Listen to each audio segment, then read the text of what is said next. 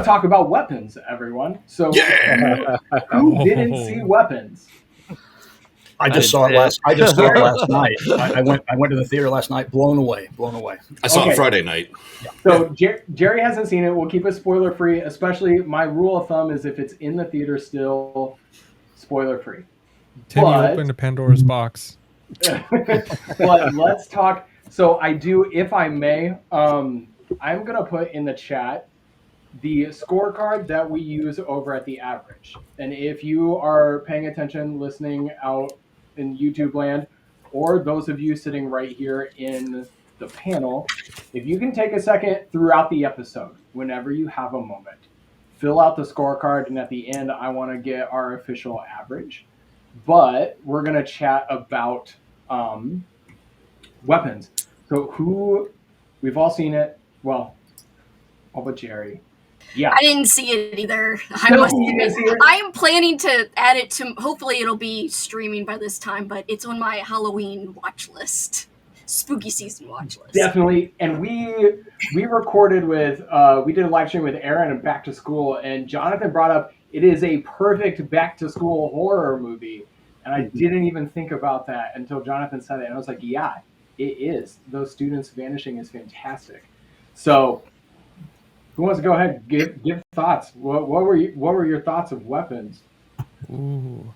I've got a lot, but I'm afraid it's such a hard movie to talk about without giving anything away. Not just the story and the events, but and again, I'm verging on the edge. But the way the story's told. Yes, the structure. The structure was weird, man. And the structure of it, I didn't expect, and I'm a fan of older movies that do that. Again, trying not to give it away, but an old Kurosawa movie, which famously does that. But I wasn't expecting it to do that structure, and it was kind of a revelation. And not many people tell a story that way. Mm-hmm. Josh. Yeah, no, I was just gonna say I feel like I did this last time with Hell House. I feel like I'm doing it this time. Like I'm pretty sure I'm in the minority, and I thought first things first, the promotional aspect of this film was tremendous. I thought like it bordered on like Paranormal Activity, Blair Witch. Like it was one of those films that like hyped the hype was just so real. I was like I personally love Barbarian, one of Cregger's previous films, and I'm waiting for him to outdo it. And Weapons for me, just like I understand like everything that happened. And on paper, it's like one of those films I should have really, really loved. It was good, but for me, it just kind of like the ending wasn't the biggest fan of, and it left a lot of questions for me where I feel like I was like more so confused at the end. And it was good again, but not like my favorite film this year by any means. Josh, you're not alone, man. I saw that post you did, and I agreed with you 100%. I did a podcast episode about a week and a half ago doing a deep dive on it, and I feel like people didn't really understand, and not everybody, but there was a lot of people that didn't understand what Weapons truly was and the meaning behind it, and they all were like coming out of it saying best horror movie of the year, this and that. But it was a lot more than just horror, and it's one of those that the marketing was fantastic. I mean, they copied the playbook of the Blair Witch Project style. I mean, creating that website for it and making it as realistic as possible. And they did an excellent job in this day and age as far as for not giving spoilers in the trailer. Because then when you go in, like Eric mentioned, when you go into this film, it's like a whole different thing. And you're like, man, like the way they structured this, the way they're explaining each other's characters, it's fantastic. A great film. But I think if you, for Kelsi and Jerry, since you guys haven't seen it, go into it with different set of eyes. Don't go into it as a horror movie, because if you go into it expecting a horror movie, you might come out a bit disappointed, because it's a lot more than that. And it definitely it lives up to Barbarian. I think in the social commentary sense, it does a fantastic job in that. I think it goes probably even a little bit deeper than Barbarian, but it wasn't to me a 5-star rating at a Letterboxd, but it did fantastic. I do think we've mentioned it a little bit. Like, I do think marketing as the scariest movie of the year is misleading. Yeah. That is my biggest issue with it, is that it wasn't really scary. The movie was still fantastic. I still loved the film. Cregger's is a fantastic director. His writing, I loved Barbarian too. And if you liked Barbarian, I went in knowing that at some point it's gonna get Cregger's has this unique sense of humor in his movies. And so I wasn't disappointed when that surfaced. When it surfaced, I was like, yes, this is a Cregger film. I love it. I love it. I would say that, okay, 2 reasons why I liked it in a very spoilery way. I'm big on characters. I loved all the characters that were presented and performed in the movie. Very like excellent performance or excellent character development for so many characters again. And another is that I feel like, okay, maybe it wasn't the scariest movie of the year, but that's a tall order. And I feel like it had so many scenes that creeped me out. And I'm not a huge fan of jump scares. And so this one I felt like gave me the kind of scares that I wanted. And there were some very creeping scares for me. I actually had just a quick question for Kelsi and Jerry. Even though you haven't seen it, has it been spoiled for you already? Because that, like, even before, right after we saw it in our social media feed, there was just like spoiler after spoiler after spoiler, and I was just like, wow, I'm glad we saw this when we did. Luckily, I'm no. A gamble, but I am so out of the loop of things today. Like, is it just me? I guess because I like nostalgia so much. I'm living in the past. You're obsessed with the clown from the 50s, man. But yeah, maybe I'm living in the past, but I somehow have not seen spoilers yet. Knock on wood. I know I'm taking a risk, but we'll see. I hope it doesn't get spoiled for me. Fingers crossed. It's hard to avoid the spoilers. The latest episode of Dexter was spoiled for me by a major news article on Facebook. First view. So the episode had been out for 3 hours. Anyways. I didn't even see any of the marketing, so I live in my own little bubble, and things pop up. Oh, that was 5 years ago, but I didn't see anything, so I didn't know what to expect, and I didn't even know that it was a pure horror movie. And also, one of the beautiful things of it reminded me a bit of Ty West's Innkeepers, another favorite movie. If you just walked into the theater accidentally, got the wrong ticket, probably the first hour, you wouldn't know you're in a horror movie. It's and that's also what I think some of the best books and movies are, that it's about the story and the characters. It can go either way. When you add the weird stuff in and the crazy stuff in, that elevates it. But at the core, I was like, is this a horror movie? I wasn't even sure. And and it turns out, yes, it is. That's not a spoiler. Yeah, it was very deceiving from the trailers. What I saw in the trailer versus what I saw in the theater totally blew my mind away, because it was not what I expected by any stretch, but was so friggin' awesome. I was just like, I came out of there just like mind blown. I want to touch on kind of what Aleece and Eric mentioned. The characters, I think, is what really stood out for this film. It's I don't like when characters are in a movie just to be in the movie. Like there has to be something to them, and I think with the characters of these, they have a purpose. Every decision they make, there's reasons why they're there, and they culminate all to the end. Reasons why they're there. But I think it is a great job of it's got like some weird comedy and social commentary aspects of it, and subverts expectations tremendously throughout the movie. So, yeah, I didn't even know Josh Brolin was in it. I really went in, but I again, trying to be delicate around this and not spoil anything. But there's a moment that had to have come obviously from the screenplay, but the performance, and trying not to give anything away. But once you know and you've seen Josh Brolin's character, there's a moment later on when certain things are revealed. I went, oh, that's Josh Brolin's kid. It made perfect sense. And it's such a subtle thing. Again, when everybody sees it, or people who have seen it, you'll know what I'm saying. And it could have just been completely random, but it was so subtly tied into his character. And it blew my mind that, okay, the backstory that's probably just in notes somewhere came just flooding into my head. And I went, oh, that was Josh's kid, or the character, whatever his name is. So hope that'll make sense to anyone who's seen it, I hope. Yeah. Absolutely. I saw the film opening night, and I was overall, when I walked out of the theater, I was impressed with it. I think, giving it some thoughts, weeks later, it's to me the way the story is told is the star of the movie, in my opinion. And if we're talking about Zach Cregger, also going back to Weapons, I had a chance to revisit that one, and in that first act, we have Bill Skarsgård and the lead actress, and that whole opening scene, the Airbnb, them getting to know each other. It it drew me back to a little film called Psycho. And Yeah. it just felt I got like Hitchcock vibes Excellent from misdirection. that first act. Mhm. Yeah. Yeah. Do you know? I just found out recently that Mama in that was played by a man and not a woman. I'm Yes. probably the last to know that, but That- so I have an autograph, and I looked it up. I was like, oh my gosh.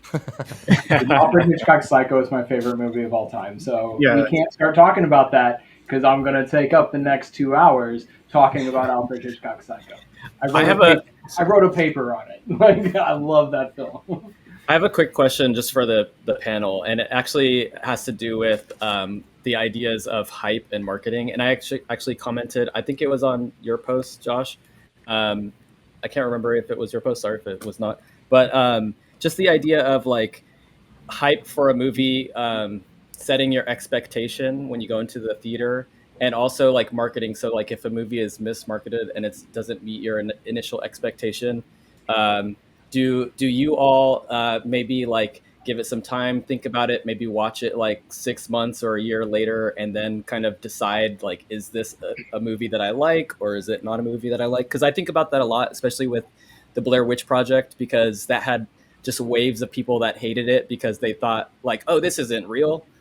Whereas the first viewers that saw it, they thought it was real. Mhm. And then like, years later, if you're watching it like, oh, I used to hate that movie, and you watch it and you're like, this movie is so good. It's a classic. It's one of my personal favorites of all time. But just wanted to hear thoughts about like hype and marketing in movies, because I've been hearing a lot about it in recent releases. Man, I want to jump in on that one because I have a very strong opinion on like when it comes to marketing and We love strong opinions, GC. that's right. And like, see, for me, I think it depends on the environment that you're in. I will say when I saw Weapons, I was surrounded by people that just did not respect cinema in any way. I had a lady 2 chairs away from me crinkling a napkin for 10 minutes straight.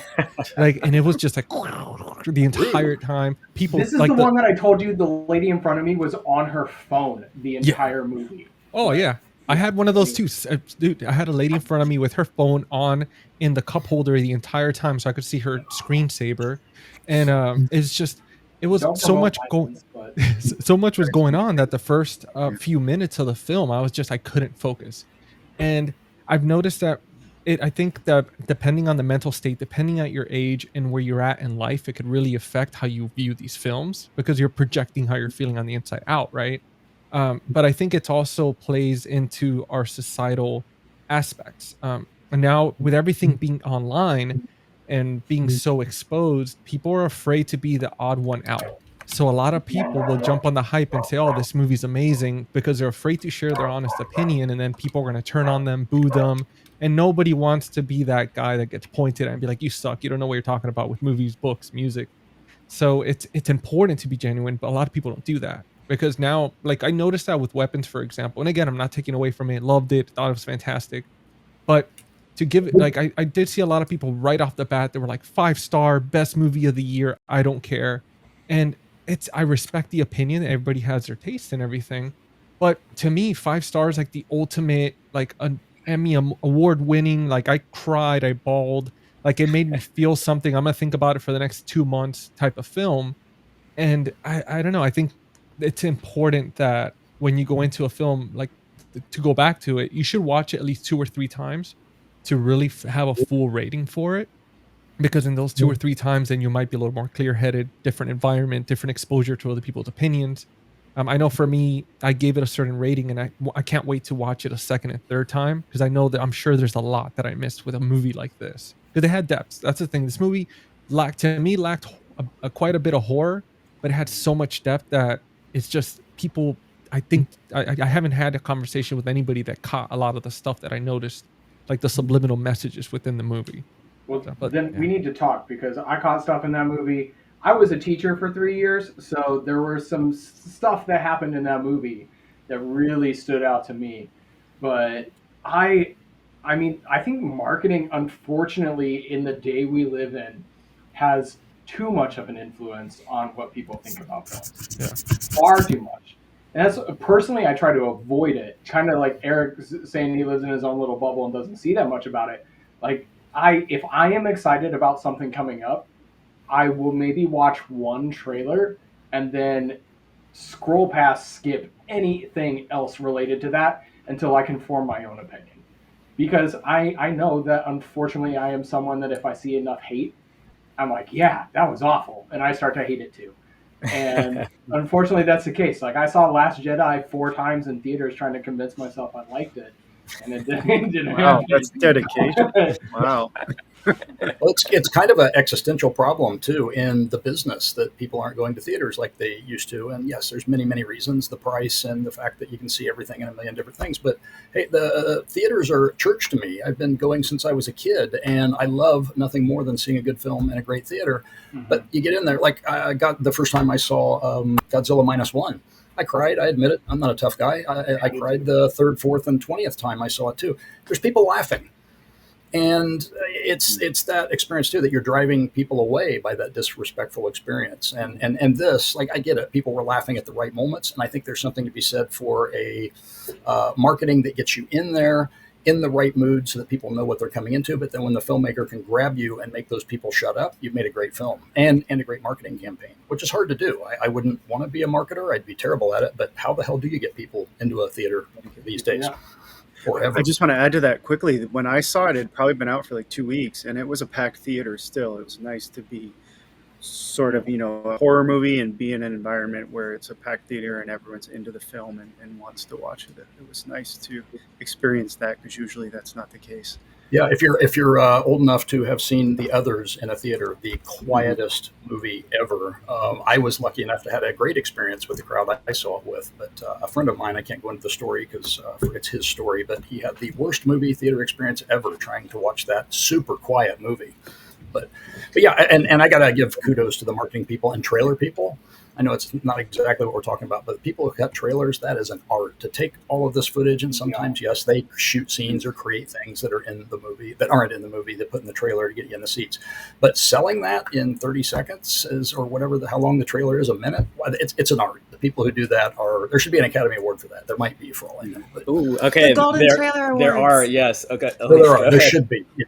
There's a thing called the Golden Trailer Awards, yes. And it happens in Los Angeles every year. Yeah. But look at me. I live here and didn't know about it. So I'm going to go this time and cheer. So. Yes. A Quiet Place was very quiet, and I just wanted to eat my popcorn and enjoy A Quiet Place, and I felt like I was disturbing everyone around me. Popcorn eating always disturbs me, but that's just a personal thing. So.